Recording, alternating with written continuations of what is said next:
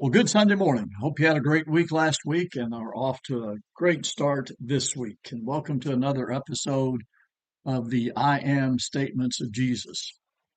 Today we're going to go to the Gospel of John in chapter 8. Jesus is in the temple, and a bunch of people have come to him, and he's teaching them. And then some scribes and Pharisees show up with this woman who has been caught in the act of adultery. They place her in the midst of the crowd and they say to Jesus, "This woman has been caught in the act of adultery. In the law, Moses commanded us to stone such women. So what do you say?" And Jesus kind of ignores them, if you will. Um, he knows why they've come. They've come to test him. They've come to trap him in something that he says so that they could bring some charge. I guess maybe they're thinking with something like this, that if he said, "Well, let's show her some mercy and not stone her," then they could say, "Well, you're violating the command of the law that says to stone her." On the other hand, if he said, "Well, if that's what the law says, let's stone her," then they could come back and say, "Well, aren't you the one that goes around talking about showing mercy and compassion, and you want us to stone her?" So Jesus kind of ignores him, if you will, and as John says, he bent down and wrote something on the ground. But they continued to ask him, "What do you say? What do you think we ought to do to her?" And finally, he stands up and he says, "Let him who is without sin among you be the first one to throw a stone at her." And then he bends back down and writes on the ground again. And as they think about what he said, they leave. And Jesus looks up and he sees the woman standing there by herself, and he says, "Woman, where are they? Did nobody condemn you?" And she said, "No." And he said, "Well, neither will I condemn you. Go, and from now on sin no more." And then he says to the people that were there, "I am the light of the world. Whoever follows me will not walk in darkness, but will have the light of life." And there were some Pharisees there who heard that and who said to him, "You are bearing witness about yourself. Your testimony is not true." And so Jesus has a discussion with them. But this morning, I just want to focus on that phrase where Jesus says, "I am the light of the world." Now, light has several properties and purposes, and we're not going to talk about all of those this morning. Mainly, we're just going to talk about one, and that is the fact that light, if you will, exposes what's out in front of you and to the sides. It shines the way. It lights up whatever is out there in front of you so that you can see it. Um, 20 years ago or so, I liked to run, and I like to get up early in the morning and get my exercise in.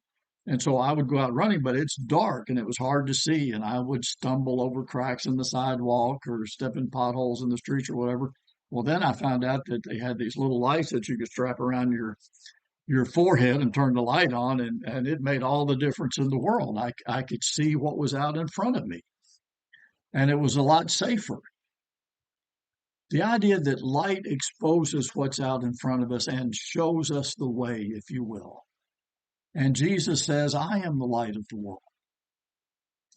I would imagine that all of us at some point in our life, maybe you're going through it now, but those of us who are older ask ourselves these questions when we were younger. What is life all about?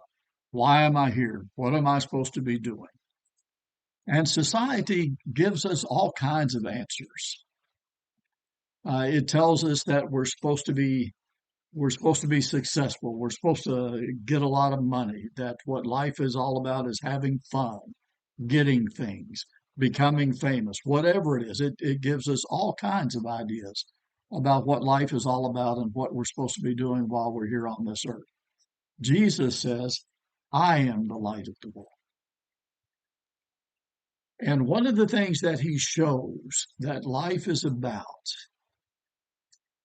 was illustrated in his dealings with the scribes and the Pharisees about this woman.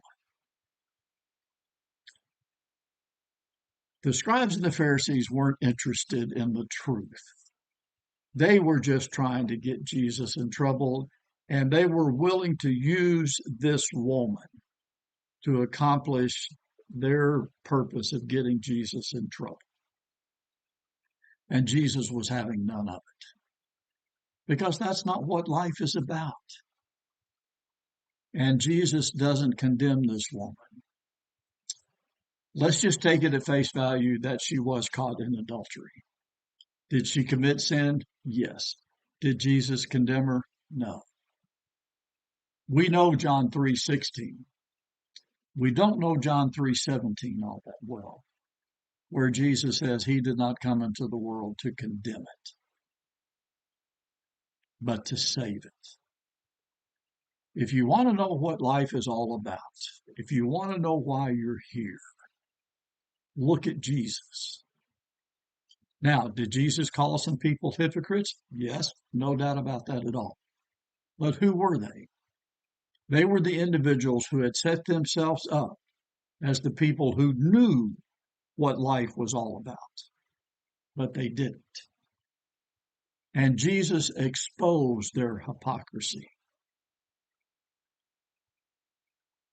not to condemn them, but to show them that they were hypocrites in order to get them to change. Jesus shows us what life is all about. Jesus pleased his Father. That's why he came. He came to please his Father, and in so doing, give up his life there on the cross so that we could have the salvation of our souls. And in the idea that light exposes what's out in front of us and makes clear the path in front of us, Jesus is the light. And then in the Sermon on the Mount, he says that his disciples are also the light of the world. We learn from Jesus what life is about and we follow him. And as a result of us following him, other people can see us and learn what life is all about. And that is pleasing the God who sent his Son to die for us. And in that sense, Jesus is truly the light of the world. Well, I pray that you'll have a great week.